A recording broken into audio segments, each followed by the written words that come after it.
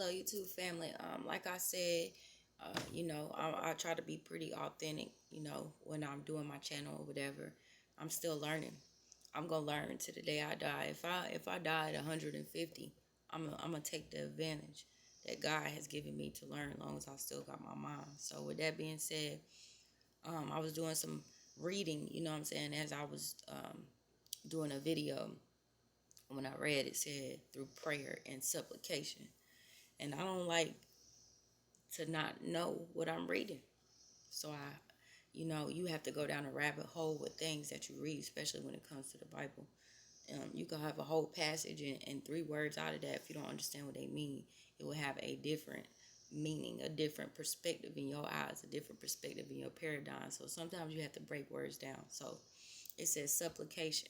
I did not know what supplication is. For those of you who don't know what supplication is, just like I didn't know, we can learn together. So supplication, also known as petitioning, a form of prayer where one party humbly or earnestly asks another party to provide something, either for the party who is doing the supplicating, please spare my life, on behalf of someone else. So that's the word supplication. That's from a worldly perspective, but from a biblical perspective, this is what supplication is. Supplication is a humble request for help for someone in authority, a plea, a appeal, a entreaty, a prayer. I gotta figure out what an entreaty is too. Let me go ahead and write that down so we can learn together. An entreaty, a prayer, a earnest or urgent request. An entreaty, stopping the fight, to stop the fight. An appeal for help, an appeal to the public to keep calm. All right. We can define supplication as a form of prayer, a call for help from God. Prayer and supplication. So I've heard people use the term, people want to run to God that's what God wants you to do. God wants you to run to him when times get hard. It even says that in the Bible. Now, you shouldn't just run to him when times get hard, but he wants you to especially go to him when times are hard. When times are good, he wants you to go to him too. But, it takes a lot of courage to tell God thank you, even for your bad, for your, you know what I'm saying, for your bad. But also, God can turn our bad situations into good situations. Those that we can't control, God can give us healing. He can give us peace. But for supplication to mean an earnest, urgent request, God wants us to give him a urgent request. So, you know what I'm saying? That's crying out to somebody. That's, please give me help. He don't want us to just pray to him. He wants supplication as well. I'm going to do some Bible scriptures on supplication as well. See if I can find some more on supplication to break it down more. It says, a person who makes supplication humbly presents his request before God. So God wants us to ask for what we need. Sometimes we may foresee a situation and say, God, please watch over them. That's a supplication. That is a supplication. God wants supplements. Let me see. So, like I said, I'm going to go to some Bible verses about supplication just to prove my point. Okay. The Bible calls us to practice supplication rather than surrender to our anxiety and fear. Christians can, not necessarily Christians, you know what I'm saying? People who love God can use supplication as a means of praising God and casting words upon him. Okay, so I'm going to get to the Bible verses now, y'all.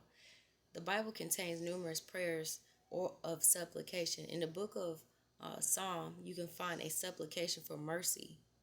So sometimes, sometimes people make a mistake and they feel, oh, Lord, I can't never come back for this. You got to supplicate. You got to give that supplication to God. You got to really be willing to change inside your heart. You got to take the physical steps you need to take as well. The soul steps, the mental steps, the physical steps, all the steps you need to take for leading in Psalm 5:8 for deliverance, in Psalm 6:4 for salvation from persecution, in Psalm 7:1, and so forth. It says, when Daniel discovered that King Darius had declared an edict forbidding prayer to any god but the king, Daniel continued to pray to God with prayers of thanksgiving as well as prayers of supplication for God's aid in his unfortunate circumstance. When you're in some unfortunate circumstances before they even get bad, when you see they starting to even get there, or even before they get there, you got to do them supplications to God, them pleas and requests.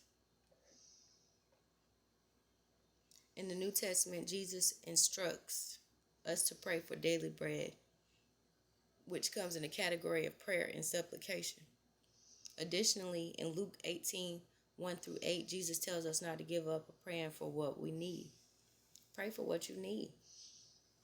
Ain't nothing wrong with praying for what you need. He just told us to pray for what we need. In Luke 18:1-8, the book of James states that on the land, we don't receive because we don't ask. On the other hand, we don't receive because we are thinking only as selfly desires. Reasonably, the best way to approach supplication is to ask God in all sincerity as children, talking to their kind-hearted Father, but finishing with your well done, in complete submission to God's plan. Okay, so you got a daddy or a parental figure. You're gonna be like, if you really want that dirt bike from your daddy, what you gonna say? Daddy, can you please give me a dirt bike? You're gonna behave to get what you want.